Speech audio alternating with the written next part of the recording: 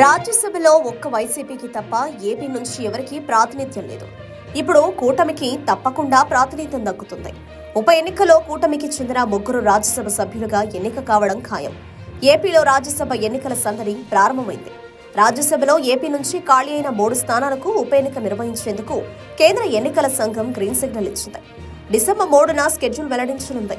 దీంతో తప్పనిసరిగా అభ్యర్థుల ఎంపిక అనివార్యంగా మారింది. దీంతో ఆశావహుల్లో సైతం ఒక రకమైన సందడి ప్రారంభమైంది. ఇప్పటికే 2 విడతల నామినేటెడ్ జాబితాను ప్రకటించారు. చాలా మంది సీనియర్లకు చోటు దక్కలేదు. అయితే వారికి ఎమ్మెల్సీలతో పాటు రాజ్యసభ పదవులు ఆఫర్ చేసినట్లు ప్రచారం జరిగింది. ప్రధానంగా తెలుగుదేశం పార్టీలో చాలా మంది సీనియర్లు పదవుల కోసం ఎదురు చూస్తున్నారు. ఈసారి పక్కకు తప్పుకుని చాలా మంది నేతలు వారసులకు అవకాశం ఇచ్చారు. అటువంటి వారిలో మాజీ కేంద్ర మంత్రి అశోక్ గజపతిరాజు, మాజీ మంత్రి యనమల రామకృష్ణుడు లాంటి నేతలున్నారు. అదే సమయంలో చివరి నిమిషంలో టికెట్లు వదులుకున్న మాజీ మంత్రి దేవినేని ఉమా వంటి నేతలు సైతం పదవుల కోసం ఎదురు చూస్తున్నారు. ఇటువంటి సమయంలో రాజ్యసభ ఎన్నికలు జరగనుండడంతో ఆశావహుల్లో సందడి ప్రారంభమైంది. 3 పార్టీల మధ్య పొత్తు ఉన్న నేపథ్యంలో ఈ 3 పదవులు చెరో పార్టీకి పంపకాలు చేస్తారా, లేకుంటే టీడీపీ 3 పదవులు తీసుకుంటుందా అన్నది చూడాలి. ఈ 3 రాజ్యసభ పదవుల్లో 2 టీడీపీకి, 1 జనసేనకు కేటాయిస్తారని ప్రచారం నడుస్తోంది.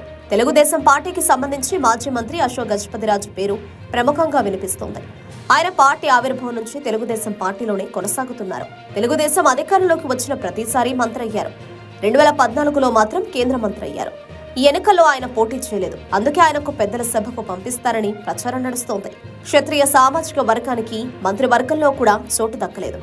ఇటీవల డిప్యూటీ స్పీకర్ గా రఘురామకృష్ణరాజును ఎంపిక చేశారు. ఇప్పుడు రాజ్యసభ పదవికి అశోక్ గజపతిరాజు ఎంపిక చేయడం ద్వారా ఆ సామాజిక వర్గంలో ఉన్న అసంతృప్తిని తగ్గించే ప్రయత్నం చేస్తారని తెలుస్తోంది. మరోవైపు గుంటూరు మాజీ ఎంపీ గల్లా జయదేవ్ను రాజ్యసభకు పంపిస్తారని తెలుస్తోంది. 2014-2019 ఎన్నికల్లో గుంటూరు పార్లమెంటు స్థానం నుంచి టీడీపీ అభ్యర్థిగా పోటీ చేసి గెలిచారు జయదేవ్. కానీ గత 5 ఏళ్ల వైసీపీ పాలనలో ఇబ్బందికర పరిస్థితులను ఎదుర్కొన్నారు.